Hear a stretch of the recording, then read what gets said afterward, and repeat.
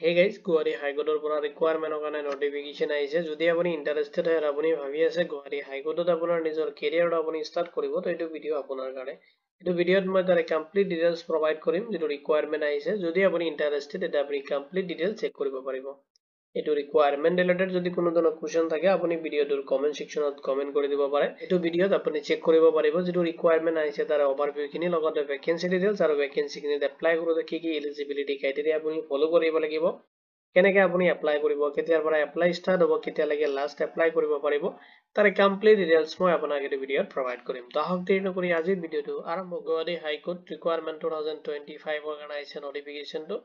এতিয়া চাই লওক যেটো requirement আহিছে তাৰে overview খিনি organization Guwahati High Court পৰা আহিছে notification আৰু post name টো দি আছে আপুনি apply কৰিব পাৰিব judicial assistant poster কাৰণে total vacancy দি আছে 5 poster কাৰণে আপুনি apply কৰিব পাৰিব application যেটো mode হয় আপুনি অনলাইনত কৰিব লাগিব কেনেকৈ apply কৰিব হেখিনি details আপুনি এই ভিডিওৰ লাষ্টৰ পিনে চেক কৰিব পাৰিব pay scale যেটো salary হয় আপুনি receive কৰিব 25500 ৰ পৰা লৈ কিনে 81100 লৈ কিনে লগত আপোনাৰ প্লাস হ'ব আদাৰ যিখিনি allowances আছে এইখিনি লগত আপোনাৰ পে লেভেল 4 হ'ব এটা চালক ভ্যাকেন্সি খিনিত এপ্লাই কৰোতে আপুনি ফলো কৰিব লাগিব এলিজিবিলিটি ক্ৰাইটেৰিয়া এডুকেশনাল কোৱালিফিকেশন বিচাৰিছে যদি আপুনি গ্ৰেজুৱেট হয় তেতিয়াহলে আপুনি ভ্যাকেন্সি খিনিত এপ্লাই কৰিব পাৰিব আৰু আপুনি গ্ৰেজুৱেচনটো কমপ্লিট কৰা হ'ব লাগিব যিকোনো ৰেকগনাইজ ইউনিভাৰ্চিটিৰ পৰা লগতে আপুনি must be Indian citizen হ'ব লাগিব তেতিয়াহলে আপুনি এইটো ভ্যাকেন্সিত এপ্লাই কৰিব পাৰিব এজ লিমিট দি আছে এজ পাৰ ক্যাটাগৰি ওয়াইজ আপোনাৰ ডিভাইড কৰি দি আছে আপুনি ক্যাটাগৰি ওয়াইজ এজ লিমিট খিনি চেক কৰিব পাৰিব আনৰিজাৰ্ভৰ কাৰণে বিচাৰিছে মিনিমাম এজ 18 হলে আপুনি এপ্লাই কাৰণে এলিজিবল হ'ব আৰু মেক্সিমাম 35 ইয়াৰ্স লৈকে এপ্লাই কৰিব পাৰিব যদি আপুনি এসসি বা এসটি ক্যান্ডিডেট হয় তেতিয়াহলে আপোনাৰ কাৰণে মিনিমাম এজ লিমিট দি আছে 18 আৰু মেক্সিমাম আপুনি 40 ইয়াৰ্স লৈকে এপ্লাই কৰিব পাৰিব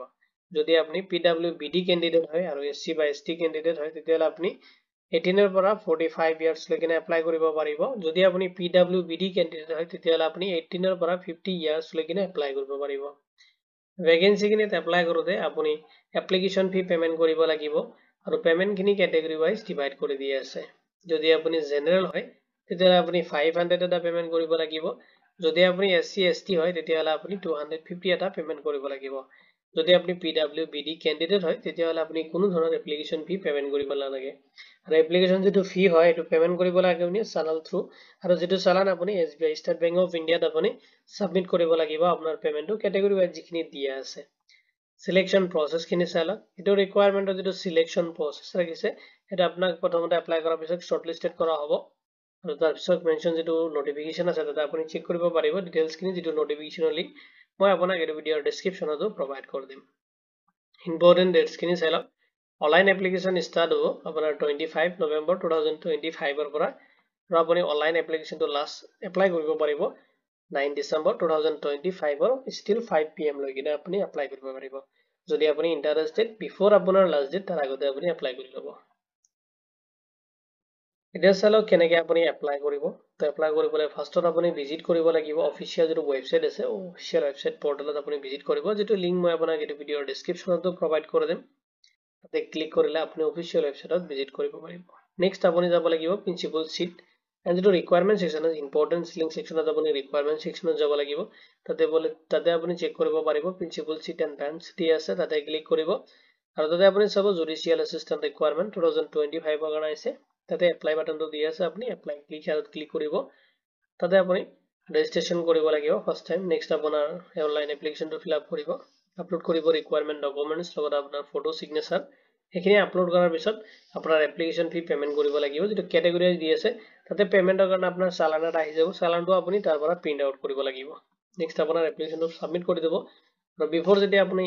যেতিয়া এপ্লাইটো কৰিব এপ্লাই কৰা মিনিমাম 24 আৱাৰ্স পিছত আপুনি বেংকত যাব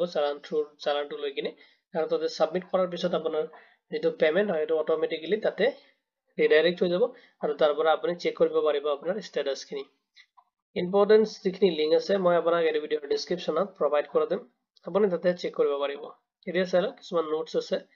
আপুনি ইনশিওৰ কৰিব লাগিব অল এলিজিবিলিটি ক্ৰাইটেৰিয়া তাৰ পিছত আপুনি অনলাইন এপ্লিকেশন ফিল আপ কৰিব আপুনি যদি এলিজিবিলিটি ক্ৰাইটেৰিয়া খিনি ফলো কৰি আছে আৰু মেচ কৰি আছে তেতিয়াহলে আপুনি এপ্লাই কৰিব আৰু লগতে আপোনাৰ অৰিজিনাল ডকুমেন্টছ খিনি ৰেডি কৰিব লাগিব যেটো ডকুমেন্টছ ভেৰিফিকেশনৰ কাৰণে আৰু আপোনাৰ যেতিয়া সাবমিট কৰিব, সাবমিট কৰাৰ পিছত আপোনাৰ এপ্লিকেশনটোকে আপুনি তেতিয়া কাৰেকশন কৰিব নোৱাৰিব। সেইকাৰণে আপুনি সাবমিট কৰাৰ আগতে আপোনাৰ কিবা কাৰেকশন থাকিলে আপুনি এখিনি ৰিচেক কৰি কিনে কাৰেকশন কৰি ল'ব। এই ৰিকুৱাৰমেন্ট ৰিলেটেড যদি কোনো ধৰণৰ কোৱেশ্চন থাকে আপুনি এই ভিডিঅ'ৰ কমেন্ট সেকশনত কমেন্ট কৰি দিব। ভিডিঅ'টো চোৱাৰ বাবে ধন্যবাদ দি কিনে আজিৰ ভিডিঅ' মই ইমানতে সামৰিছো।